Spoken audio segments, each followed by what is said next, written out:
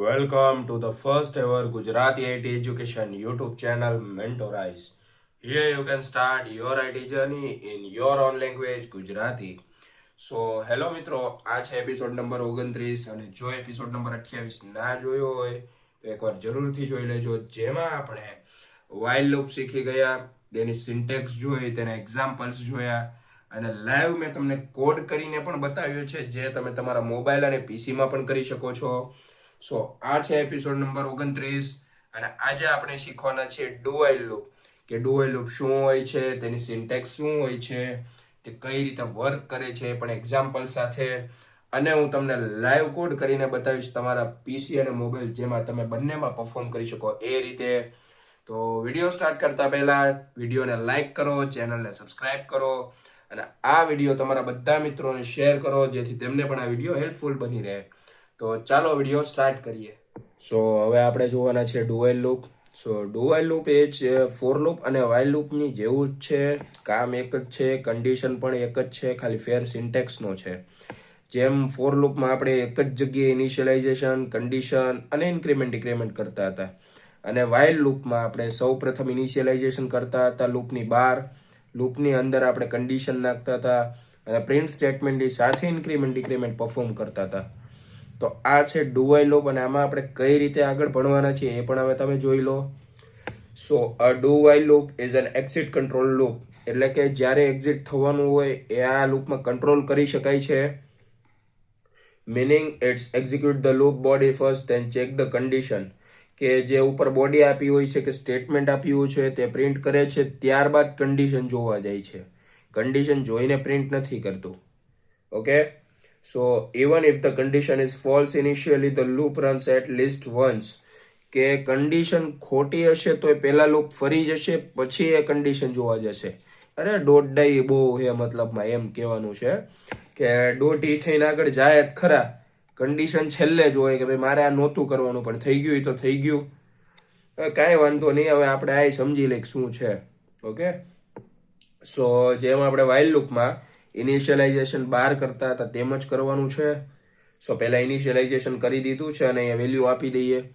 ત્યારબાદ જેમ કીધું હતું કે પહેલાં સ્ટેટમેન્ટ પ્રિન્ટ થશે પછી એ કન્ડિશન જોશે. તો હવે અહીંયા તમે જુઓ પ્રિન્ટ એફ ઉપર આવી ગયું, અને વાઇલ લૂપની જેમ આમાં જુઓ ડુ વાઇલ લૂપ નામ છે આનું. તો વાઇલ લૂપમાં આપણે કેમ પ્રિન્ટ એફ અને ઇન્ક્રીમેન્ટ ડિક્રીમેન્ટ સાથે આવતું હતું, તો આમાં પણ એમ જ થશે કે અહીં ડુ લખ્યું છે તે પ્રિન્ટ એફ અને ઇન્ક્રીમેન્ટ ડિક્રીમેન્ટ સાથે આવશે.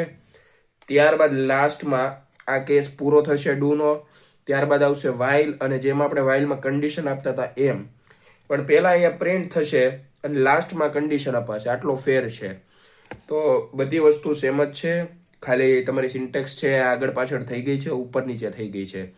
તો એટલો જ ફેર છે. એકવાર તમે જોઈ લો સિન્ટેક્સ નિરાતે, ત્રણેય સિન્ટેક્સ આપણે મેચ કરી લો, ત્યારબાદ આગળ વિડીયોને જોજો, અત્યારે પોઝ કરીને જોઈ લો એકવાર. સો હવે આપણે જોવાના છે સ્ટેપ ઓફ કોડ. સો પહેલાં બે લૂપના આપણે સ્ટેપ જોઈ લીધા છે, હવે આપણે જોવાના છીએ ડુ વાઇલ લૂપના step. So initialize a variable first, તો આપણે વેરિયેબલને અહીંયા ઇનિશિયલાઇઝ કરી દીધું છે. ત્યારબાદ છે અપ્લાય સ્ટેટમેન્ટ, તો શું સ્ટેટમેન્ટ પ્રિન્ટ કરવાનું છે એ પણ થઈ ગયું છે, અહીંયા તમે જોઈ શકો છો. અને ત્યારબાદ અપ્લાય કન્ડિશન. સો કન્ડિશન આપણે લાસ્ટમાં આપવાની છે. સો અહીં લાસ્ટમાં આપણે કન્ડિશન આપી દીધી છે.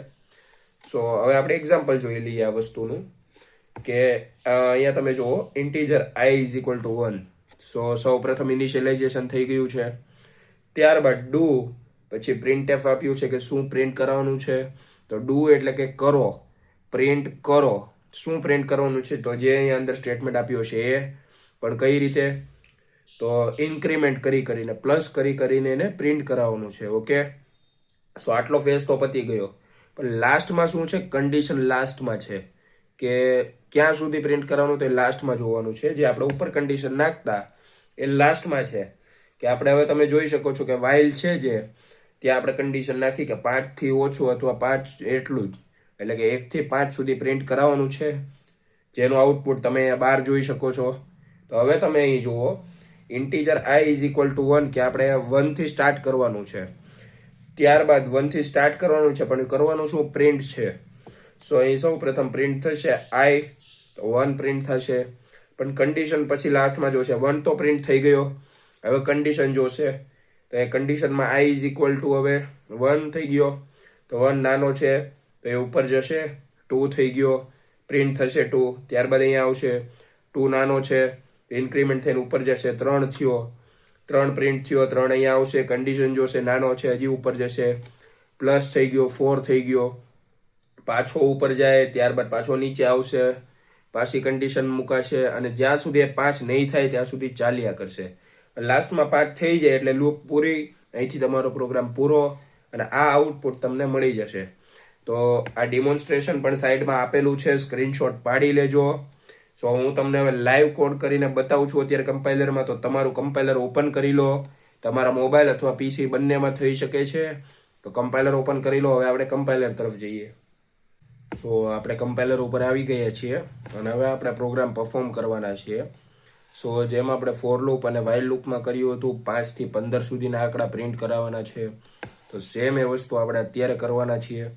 તો હવે જુઓ સ્ટેપ વાઇઝ કરીએ તો પહેલાં ઇનિશિયલાઇઝ કરવી પડશે વેલ્યુ. તો આપણે લઈ લઈએ integer I is equal to 5. i11 ભૂલતા નહીં, ડાયરેક્ટ ઇન્ટીજર નો કરતા, નકર જવાબ નહીં આવે. સો i ઇઝ ઇક્વલ ટુ 5 લઈ લીધું છે આપણે. ત્યારબાદ તમે જુઓ હવે આગળ શું હતી, સિન્ટેક્સ હતી, એના ઉપર ચાલવાનું છે. તો સિન્ટેક્સ આપણે લખી લીધી છે. તો સિન્ટેક્સમાં શું હતું, તો ડુ હતું. ડુમાં શું હતું, તો શું પ્રિન્ટ કરાવવાનું છે એ હતું. તો પ્રિન્ટ પણ અહીંયા લખેલું જ છે, પણ શું કરાવશું આપણે પ્રિન્ટ, કાંઈક તો જોશે ને. તો નંબર પ્રિન્ટ કરાવવાના છે આપણે, તો શું વપરાય, %d. Okay, %d. પણ %d તો વાપરશું જ, પણ શેના માટે વાપરીએ છીએ આપણે, કયા વેરિયેબલ માટે વાપરીએ.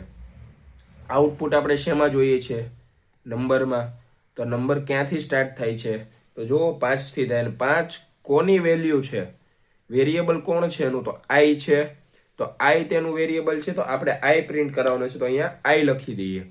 ઓકે, તો હવે એ મને કહો કે 5 છે તો 15 સુધી પોગવું છે, તો 5 ને પ્લસ કરો તો 15 પોગાય, કે માઇનસ કરો તો, પ્લસ કરો તો પોગાય કે ન પોગાય. તો પ્લસ કરવાનું છે. તો અહીંયા લેવાનું i plus plus increment semicolon થઈ ગયું. તો અહીંયા તમે જુઓ ડુની અંદર આપણે સ્ટેટમેન્ટ પ્રિન્ટ કરી દીધું. ઇન્ક્રીમેન્ટ ડિક્રીમેન્ટ હતું, એમાંથી ઇન્ક્રીમેન્ટ લઈ લીધું, ઉપર વેલ્યુ ઇનિશિયલાઇઝ કરી દીધી. હવે સો બ્રેકેટ પૂરું થશે ત્યારે લાસ્ટમાં તમે જુઓ વાઇલ લૂપ છે. સો અહીં હવે આપણે કન્ડિશન નાખવી પડશે. તો સેમ આપણે અહીંયા કન્ડિશન નાખવાની છે, પણ ક્યાંથી સ્ટાર્ટ થશે લૂપ, તો i થી લૂપ સ્ટાર્ટ થાય છે. ક્યાં સુધી લેવી છે, તો 15 સુધી લેવી છે. પણ 15 થી ઓછી લેવી છે કે વધારે, તો 15 થી ઓછી અથવા તેના બરાબર થવી જોઈએ. તો આ કન્ડિશન આવી ગઈ. હવે સેમ વસ્તુ આપણે આ રન કરી દઈએ પ્રોગ્રામ. હવે તમે જો નંબર બધાય આવી ગયા છે, પણ આને લાઈનમાં લાવવાના છે. હવે તો એના માટે આપણે /n યુઝ કરશું. ક્યાં, તો %d ની બાજુમાં આ સ્લેશ, આ n. /n તમે એકવાર ધ્યાનથી જોઈ લ્યો, ઊંધો સ્લેશ ના કરતા, નકર જવાબ નહીં આવે. આ તમે જુઓ આ સીધો /n કરી દીધો, રન. તો હવે તમે જુઓ એક લાઈનમાં જવાબ આવી ગયો છે.